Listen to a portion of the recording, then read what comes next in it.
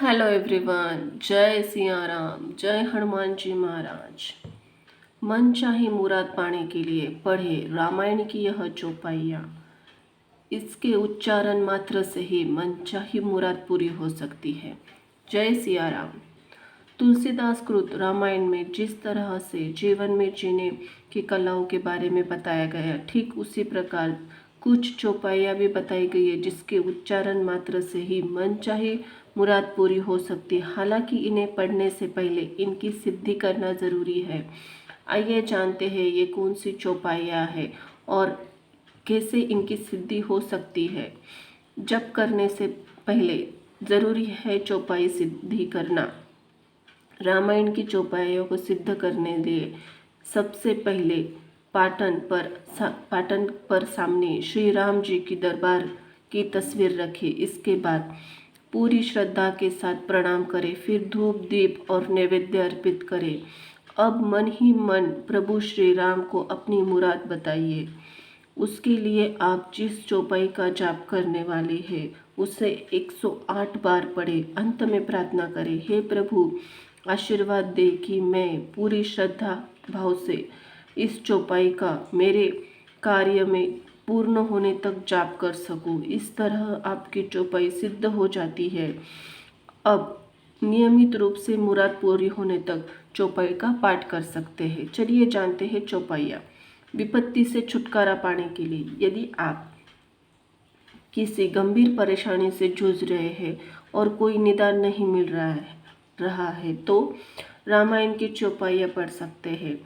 तकलीफों से निजात पाने के लिए आप राजीव नयन धैर्यु धनु सायक भगत विपत्ति भंजनु सुखदायक। राजीव नयन धैर्यु धनु सायक भगत विपत्ति भंजनु सुखदायक का नियमित पाठ करें। मान्यता है इसके जाप से अति शीघ्र परेशानियों से राहत मिल जाती है, लेकिन शर्त यही है कि आपको पूरी आस्था होनी चाहिए। प्रेम वृद्धि पाने के लिए यदि आपके संबंधों में प्रेम स्नेह कम हो गया है तो रामायण की सब नर करहि परस्पर प्रीति चलहि स्वधर्म निरत श्रुति नीति का जाप करें। इस मंत्र का नियमित रूप से जाप करें। संकट से मुक्ति पाने के लिए यदि आप जीवन में लगातार परेशानियां हैं तो राहत पाने के लिए रामायण की चौपाइयाँ पढ़ सकते हैं। संकट से मुक्ति के लिए जो प्रभु दीन दयाल कहावा आरती हरण वेद जसु गावा जपहि नामु जन आरत भारी मिटहि कुसंकट हेई सुखकारी।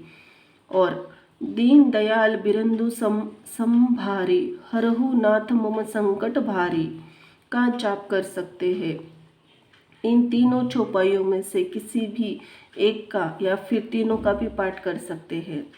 धन प्राप्ति के लिए यदि आप चाहते हैं कि माँ लक्ष्मी की कृपा आपके ऊपर बनी रहे तो रामायण में बताई गई 2 चौपाइयों में से किसी भी एक या फिर दोनों का भी पाठ कर सकते हैं। यह चौपाइयाँ जिमी सरिता सागर महु जाही यद्यपि ताही कामना नाही। दूसरी चौपाई तिमी सुख संपत्ति बिनहि बोला ए धर्मशील पाही चाही सुभा ए। इसका नियमित रूप से जाप करें। चौपाई पढ़ने के नियम। मनोवांछित वर प्राप्ति के लिए रामायण की चौपाई का नियमित पूर्वक पाठ करना चाहिए। इसके लिए सबसे पहले चौपाई सिद्ध करनी होनी चाहिए। इसके बाद जितनी भी चौपाई बार आपको चौपाई पढ़नी है उतनी संख्या यानी 11, 21, 51 और 108 का प्रण लें।